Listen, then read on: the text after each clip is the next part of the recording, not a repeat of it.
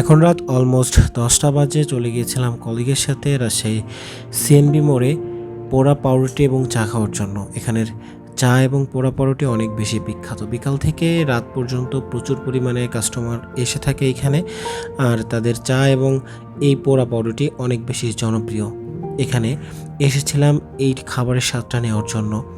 তো মেনলি রাজশাহীতে রাত্রেবেলা ঘুরতে অনেক বেশি ভালো লাগে। আপনারা জানেন যে রাজশাহী রাতের জন্য খুবই বিখ্যাত। এখানে আপনি ঘুরতে পারবেন, যে কোনো জায়গায় যেতে পারবেন, প্রচুর পরিমাণে ফাস্টফুড আইটেম পাবেন।